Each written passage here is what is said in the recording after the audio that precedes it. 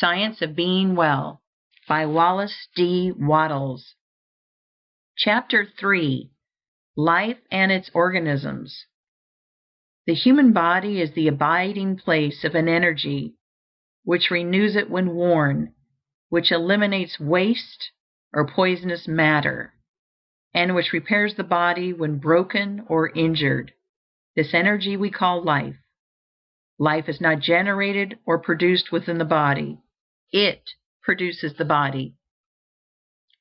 The seed which has been kept in the storehouse for years will grow when planted in the soil.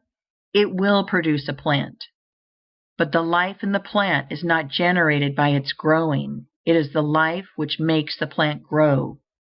The performance of function does not cause life. It is life which causes function to be performed. Life is first, function afterward.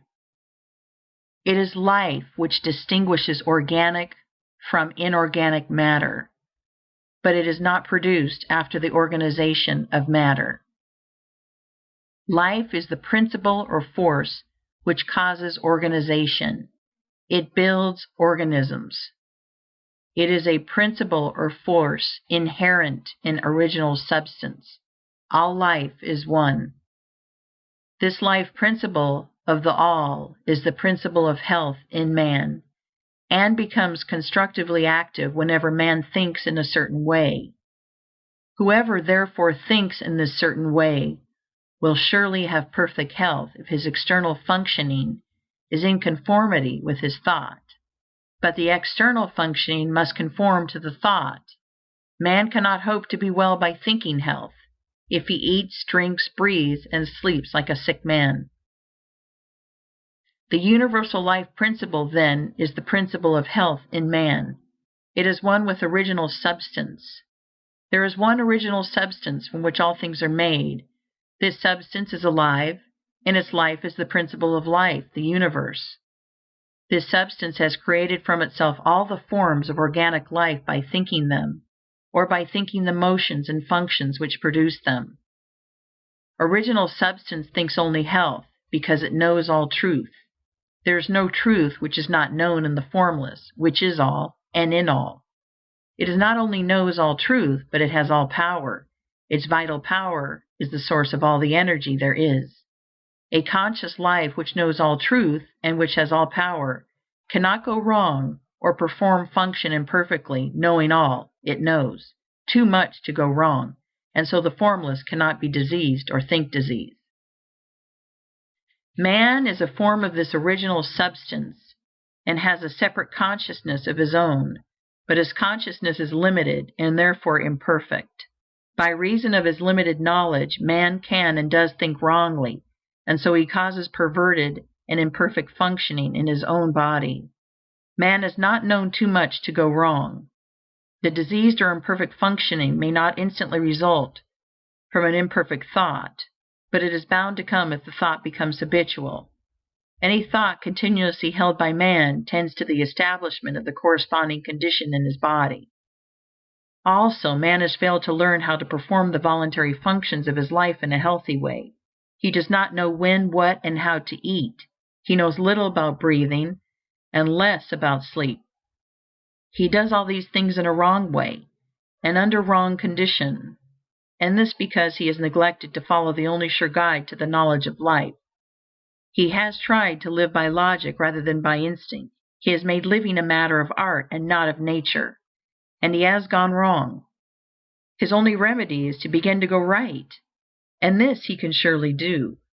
It is the work of this book to teach the whole truth, so that the man who reads it shall know too much to go wrong. The thoughts of disease produce the forms of disease. Man must learn to think health and being original substance, which takes the form of its thoughts. He will become the form of health and manifest perfect health in all his functioning. The people who were healed by touching the bones of the saint were really healed by thinking in a certain way, and not by any power emanating from the relics. There is no healing power in the bones of dead men, whether they be those of saint or sinner. The people who were healed by the doses of either the allopath or the homeopath were also really healed by thinking in a certain way. There is no drug which has within itself the power to heal disease. The people who have been healed by prayers and affirmations were also healed by thinking in a certain way. There is no curative power in strings of words. All the sick who have been healed by whatsoever system have thought in a certain way, and a little examination will show us what this way is. The two essentials of the way are faith and a personal application of the faith. The people who touched the saints' bones had faith, and so great was their faith that in the instant they touched the relics, they severed all mental relations with disease and mentally unified themselves with health. This change of mind was accompanied by an intense devotional feeling which penetrated to the deepest recesses of their souls, and so aroused the principle of health to powerful action. By faith they claimed that they were healed or appropriated health to themselves, and in full faith they ceased to think of themselves in connection with disease and thought of themselves only in connection with health. These are the two essentials to thinking in the certain way which will make you well. First, claim or appropriate health by faith, and second, sever all mental relations with disease and enter into mental relations with health. That which we make ourselves mentally, we become physically, and that with which we unite ourselves mentally, we become unified with physically. If your thought always relates you to disease, then your thought becomes a fixed power to cause disease within you. And if your thought always relates you to health, then your thought becomes a fixed power exerted to keep you well. In the case of the people who are healed by medicines, the result is obtained in the same way. They have, consciously or unconsciously, sufficient faith in the means used to cause them to sever mental relations with disease and enter into mental relations with health. Faith may be unconscious. It is possible for us to have a subconscious or inbred faith in things like medicine, in which we do not believe to any extent objectively, and this subconscious faith may be quite sufficient to quicken the principle of health into constructive activity. Many who have little conscious faith are healed in this way, while many others who have great faith in the means are not healed, because they do not make the personal application to themselves. Their faith is general, but not specific for their own cases. In the science of being well, we have two main points to consider.